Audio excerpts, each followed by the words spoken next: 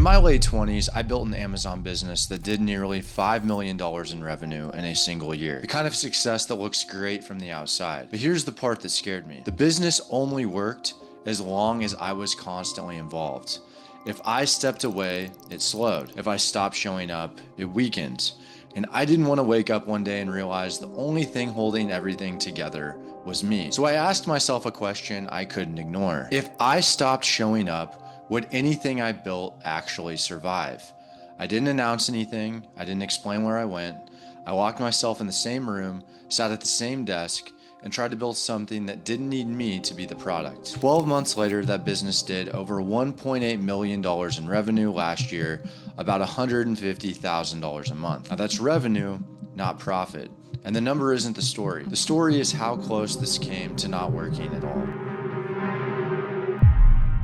Once I stepped away, the days got smaller. There was no launch, no audience feedback, no sense of momentum. Just work done quietly with no signal that is adding up to anything. I didn't plan to disappear for a year.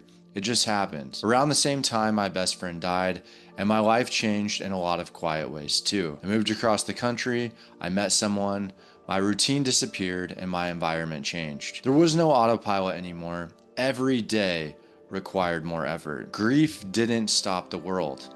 That's the part I wasn't prepared for. I still woke up, still answered emails, and I still showed up. But everything felt heavier. Decisions took longer. Focus slipped.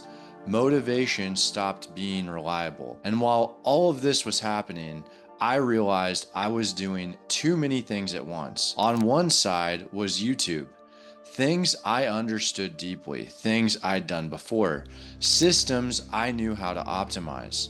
I had sponsors, I could have kept going. And if I'm being honest, it would have been easier. But I knew where that path led. If I kept leaning on YouTube at that stage, my other businesses would suffer. And slowly, without realizing it, I'd turn into the thing I was afraid of the most. Someone who talked about business instead of actually running one. And on the other side, I was building a distribution business alongside of everything else. Not as some grand vision, not as a rebrand. It started as a support system, a way to get better deals and more leverage with my current e-com business. And at first, that's all it was supposed to be. But slowly, almost accidentally, it started becoming something else.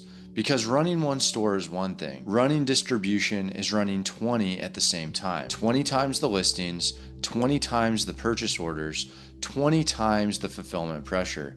20 different sets of problems that didn't care how busy or tired I was. And unlike my own store where I could make a decision and move, this business forced me to slow down, to communicate, to build something other people could actually run, not something that only worked when I was in the room. Once I stopped making videos, the work didn't slow down. It changed. This is when YouTube completely fell to the back seat. Not because I made some dramatic announcement, not because I was angry or lost interest.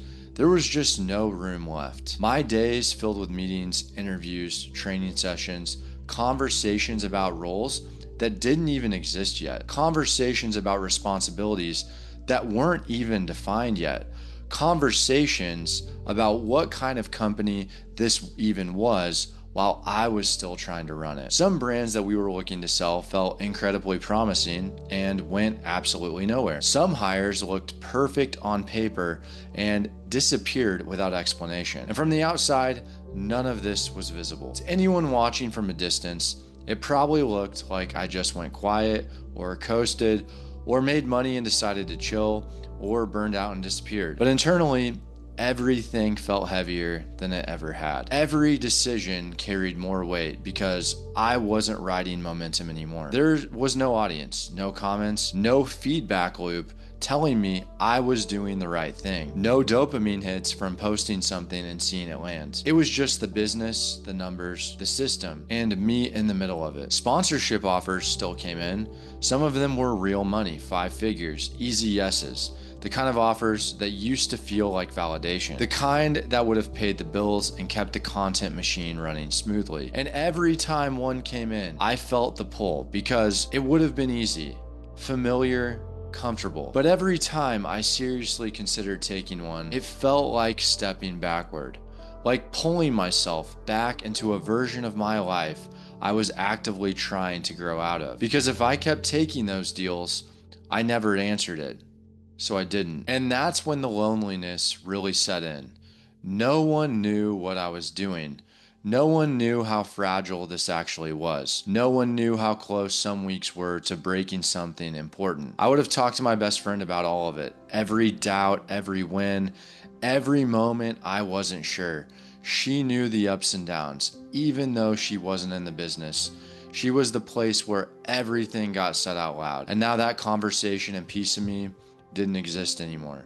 So everything stayed internal, and that made success feel strange. When something went right, there was no one to share it with in the way that we shared it. It was just me. Then came the moment where it almost broke. Early on, in late 2023, I had to wire $17,000 of my own money into the business to cover upfront costs. I was sitting in my office one morning, staring at a blank screen, fully aware of what it meant. I didn't hesitate. I just did it. But it would have been a lie to say I wasn't scared. This wasn't it'll sting a little money. This was most of what I had liquid for this business at the time. I remember thinking very clearly, this is the last dollar I'm allowing myself to put in. And if it didn't work, the business would just shut down. I wouldn't be able to pay employees. I wouldn't be able to run day-to-day operations. And the scariest part wasn't even the money. It was that no one knew I was taking this risk. No partner to talk it through with. No team member who understood the full picture, no audience cheering me on, no safety net, just me alone making a decision that could quietly end everything. And the next day, nothing magically changed. No fireworks, no breakthrough moment, no sudden clarity, just more work. But the stakes were different. Every meeting mattered more. Every follow-up mattered more. Every system week felt louder. I didn't have the luxury of distraction anymore. The pressure sharpened everything. And that's when the fog started to shift. Not because things got easier, but because I stopped trying to do everything. I realized I couldn't fully run my e-commerce stores and build the distribution business at the level it needed. Pretending I could was slowly killing both. So I had to choose. I chose the thing that felt heavier, slower, less visible. I chose the business where I was building infrastructure instead of just operating inside of it. The choice didn't feel empowering. It felt terrifying. I was walking away from something proven into something uncertain, letting go of a version of my life that worked, not because it failed, but because it wasn't what I wanted to build long term. But it was the first decision that felt aligned. And from that point on, the fog didn't disappear, but it thinned. I was still tired, still grieving, still unsure. But my energy was focused in one direction instead of scattered across 10. And for the first time in a long time, the business had room to breathe. That's what made this next phase possible. After that decision, the business stopped being about belief and started being about proof. Payroll, inventory, and systems were now exposed, and there was no room left for almost working. Nothing changed on the surface, no breakthrough, no relief. The days became repetitive in a way I wasn't used to. Mornings started with checking order flow, not email. Afternoons were spent fixing small problems before they became expensive ones. Evenings were for reviewing processes that technically worked, but only because I was still watching them. Every weak system showed up immediately. Every unclear responsibility turned into a bottleneck. Every assumption I made early on had to be verified under real volume. As more accounts came online, complexity stacked fast, different suppliers, different lead times, different margins, different risk profiles. A decision that used to affect one store now affected 20. A missed message didn't just slow things down, it would delay entire shipments, tie up cash, or forced us to explain something we should have caught earlier. And that's when I realized how little margin for error distribution actually has. As volume increased, external pressure showed up too. Amazon changed how ungating worked, and overnight a path we were relying on slowed to a crawl. And at the same time, Walmart changed its onboarding process. For a brief window, accounts couldn't even get approved, and no one could explain to us why. So we adjusted. We rerouted inventory. We rewrote onboarding steps. We rebuilt internal checklists that we thought were already done. Nothing about it felt less efficient. It felt necessary. Progress didn't feel like momentum. It felt fragile, and every system had to be pressure tested. Every number had to be checked twice. Every win was treated like it might disappear next week. I didn't celebrate much. I verified. Slowly, without anything dramatic happening, the business started behaving differently. Not emotionally, mechanically. And orders moved without constant intervention. Problems got caught earlier. Decisions stopped bottlenecking at me. There were days where I haven't touched WhatsApp in hours and nothing broke. A few months later, we were approved as an authorized agent on Walmart. Not something I could celebrate publicly, just a quiet confirmation that what we had built actually held up under scrutiny. And that's when it clicked. The business wasn't moving because I was pushing it forward. It was moving because the systems were carrying the weight. At some point, the question stopped being, will this survive, and became, what happens if it actually does? After that big deal, something subtle but important shifted. I stopped asking whether this can work and started asking what breaks when it does. That's the difference, because when you're trying to survive, every win feels like relief. But once something starts working, relief turns into responsibility. Now, the question isn't, can I keep this alive? It's, can this hold up under its own weight? And that's when distribution started behaving the way it's supposed to when it was built correctly. Not dramatically, not loudly, just consistently. Selling new brands doesn't double my workload anymore. They plug into systems that already exist. Inventory moves, cash cycles, relationships stack on top of each other instead of pulling everything sideways. There's still friction. There always is, but it's no longer chaotic. The problems change. Instead of, is this even viable? The question becomes, can we fulfill everything without bottlenecks? Are we tracking this clearly enough to trust it? Does this system break if volume doubles? And for the first time all year, something happens that I don't immediately notice. The business keeps moving even when I step away. And that's the thing I was chasing this entire year, whether I realized it or not. Not a big win, not a screenshot, not a moment I could post. Continuity. There are days where I'm not glued to my email, days where I'm not firefighting, days where decisions are getting made without me in the middle of them. Orders are still going out, systems still catching most of the mistakes, and people are solving the problems without escalating everything. And that's when I know this thing isn't fragile anymore. Month by month, the numbers settle into rhythm, not explosive, not viral, predictable. Honestly, boring. And that's exactly what you want when something's real. And by the end of last year, the business cleared $1.8 million in revenue, which averages out to be about $150,000 a month. And I want to make this very clear about this part, because I don't want this video to feel like a flex piece.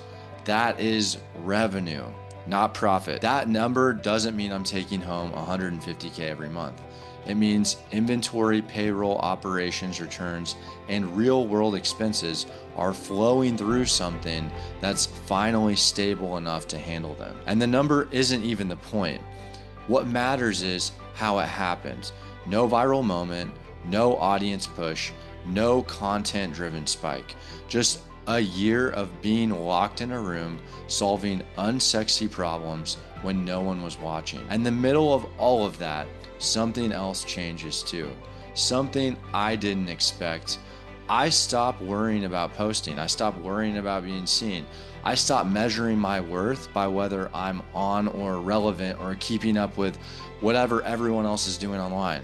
And for the first time in a long time, I'm not building to prove anything to the internet. I'm not building because the work itself finally makes sense. There is still ambition. I still care. I still want to grow this, but it's no longer tied to whether people are paying attention. The business can exist without applause, and that's so freeing in a way I didn't realize I needed. There's also a quieter truth here that I don't want to gloss over. When things start working, there's this instinct to celebrate, to share it, to talk it through with the person who always understood what it cost. And my best friend isn't here for that anymore. No amount of money or traction fills that gap. If anything, the wins make it more noticeable. There are moments where I wish I could call her and say, you wouldn't believe this. And then I remember I can't. That's the part of the cost too. And it's why success feels different now. heavier, quieter, more reflective. That's also why I'm coming back to YouTube now. Not because everything is finished, it's far from it. Not because every bet has paid off, it hasn't. Some plays are still unfolding, some risks are still live. That's what real businesses look like. But I finally have something to talk about that isn't theory. I can talk about what it costs to build quietly, what grief does to your ambition, and how imposter syndrome doesn't disappear. It just gets quieter when you have proof. And how the boring operational stuff ends up being the difference between momentum and collapse. And if you're watching this and you feel behind or disconnected or like you're in your own quiet season, I want you to hear this. Progress doesn't announce itself. Sometimes the most important work you do is invisible until it isn't. And if you're waiting for motivation, you might be waiting forever. What actually changes your life is usually the boring work you do consistently when nobody cares. This isn't the end of the story. It's not even the reveal yet. If you want to see how this keeps unfolding, how this scales, what breaks, what gets fixed, and which bets actually pay off, you'll have to follow along. And one quick thing before I go, no hard sell. If you're someone with capital who's been thinking about building something similar on Walmart or Amazon the right way, I have a link down below. The only catch is you do need money to start because this business runs on inventory and cash flow. If that's not where you're at, that's completely fine. There are so many ways to make income online. Either way, the room's still locked. I'll see you guys next time.